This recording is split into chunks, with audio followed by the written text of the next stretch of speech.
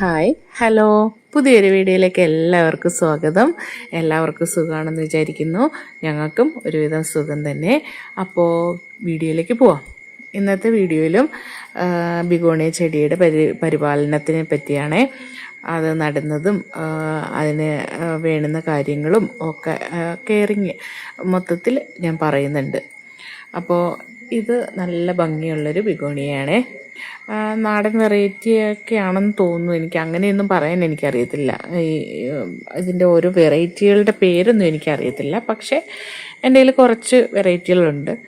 അപ്പോൾ ഇതൊക്കെ പെട്ടെന്ന് അങ്ങോട്ട് നശിച്ചു പോകുന്ന ടൈപ്പൊന്നും അല്ല. ഒരു ചെടി നടുമ്പോൾ നമ്മൾ ആദ്യമേ നോക്കേണ്ടുള്ളത് അതിൻ്റെ ചെടിക്ക് ആവശ്യമുള്ള പിന്നെ ചട്ടിയാണേ. ചട്ടി അപ്പോൾ നമ്മൾ ചെടിക്ക് അനുസരിച്ചുള്ള ചട്ടി എടുക്കണം. ചെറിയ ചെടിയാണെങ്കിൽ ചെറിയ ചട്ടി എടുക്കാവുള്ളൂ. വലിയ ചെടിയാണെങ്കിൽ വലിയ ചട്ടി തന്നെ എടുക്കണം. ചെറിയ ചട്ടിയിൽ വലിയ ചെടികൾ നടരുത്. ചെറിയ ചെടികൾ വലിയ ചട്ടിയിൽ നട്ടു കഴിഞ്ഞാൽ എന്താ പ്രശ്നമെന്ന് വെച്ചാൽ നമ്മൾ ഈ ചട്ടിക്ക് അനുസരിച്ച് നിറയെ വെള്ളം ഒഴിച്ചു കൊടുക്കും. പക്ഷേ ആ ചെടിക്ക് അത്രയും വെള്ളത്തിൻ്റെ ആവശ്യം ഉണ്ടാവില്ല. നമ്മൾ ഡെയിലി കൊണ്ടുവന്ന് ഒഴിച്ചു കൊടുക്കും. അപ്പോൾ അത് വെള്ളം കൂടി പോയിട്ട് നശിച്ചു പോകും ചെടി. അപ്പോൾ ചെറിയ ചട്ടിയാണെന്നുണ്ടെങ്കിൽ നമ്മൾ അതിനനുസരിച്ചുള്ള വെള്ളമല്ലേ ഒഴിക്കുള്ളൂ. അപ്പോൾ അതാണ് മെയിനായിട്ടുള്ള കാര്യം കേട്ടോ. പിന്നെ ചട്ടിയുടെ ഹോള് എല്ലാം ഓപ്പൺ ചെയ്ത് വെക്കണം. കാരണം വെള്ളം കെട്ടി നിൽക്കാതെ വെള്ളം വാർന്നു പോകാൻ വേണ്ടിയിട്ടുള്ള ഇതിന് വേണ്ടിയിട്ടാണേ. പിന്നെ ചെടിച്ചട്ടിയുടെ അടിയിൽ നമുക്ക് കരിയില ഇട്ട് കൊടുക്കാം. അത് രണ്ട് കാരണങ്ങളാണ്. ഒന്ന്, ചട്ടിയുടെ വെയിറ്റ് കുറയ്ക്കാനും.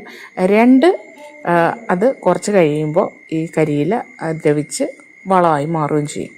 ഇനി അതിന് വേണ്ടുന്ന പോട്ടി മിക്സ് എന്ന് പറഞ്ഞു കഴിഞ്ഞാൽ ഞാൻ പിന്നെ ഈ കരിയില കമ്പോസ്റ്റും പിന്നെ അതേപോലെ ഈ മുയലിൻ്റെ കാഷ്ടത്തിൻ്റെ കമ്പോസ്റ്റ്, പിന്നെ ചകിരിച്ചോറ്, പിന്നെ മേൽമണ്ണ്, ഇത് ഇത്രയും കൂടെ, പിന്നെ സാഫ്, ഇത് ഇത്രയും കൂടെ മിക്സ് ചെയ്തിട്ടാണ് ഞാൻ പിന്നെ പോട്ടി മിക്സ് ഉണ്ടാക്കിയത്.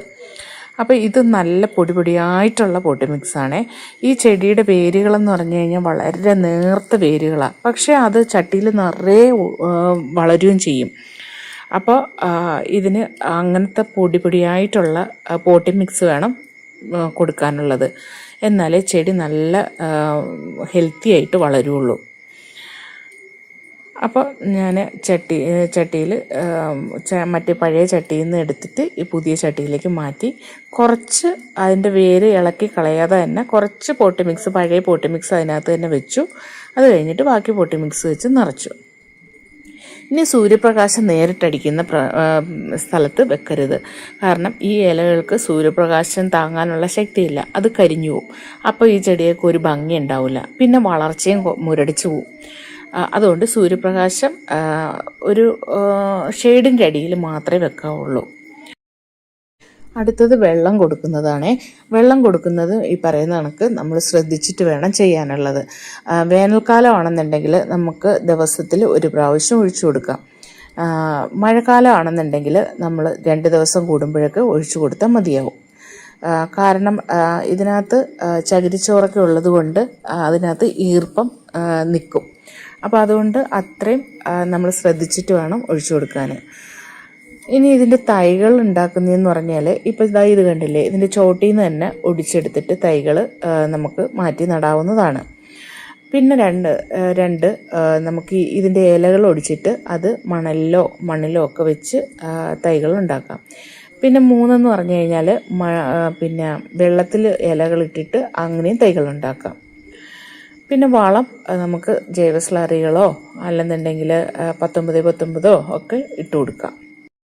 ബിഗോണിയ ചെടി ഇഷ്ടപ്പെടുന്നവർ ആദ്യമായിട്ട് നടുകയാണെന്നുണ്ടെങ്കിൽ ഒരു ചെടി മേടിച്ച് വെച്ചിട്ട് നമ്മൾ നട്ട് പഠിച്ചതിന് ശേഷം ബാക്കി ചെടികൾ മേടിക്കാവുള്ളൂ. ആദ്യമേ തന്നെ കുറേ ചെടികൾ മേടിക്കരുത്. വേറൊന്നും കൊണ്ടല്ല, നമ്മൾ ഭംഗി കണ്ടിട്ട് കുറേ മേടിക്കും. പക്ഷേ എല്ലാവർക്കും ചിലപ്പം കഴിയണമെന്നില്ല. അപ്പോൾ അതുകൊണ്ട് ഒരു ചെടി മേടിച്ച് വളർത്തി പഠിച്ചതിന് ശേഷം ബാക്കി മേടിക്കുക. അപ്പോൾ വീഡിയോ ഇഷ്ടപ്പെട്ടാൽ ലൈക്ക് ചെയ്യണേ, കമൻറ്റ് ചെയ്യണേ, ഷെയർ ചെയ്യണേ, സബ്സ്ക്രൈബ് ചെയ്യണേ.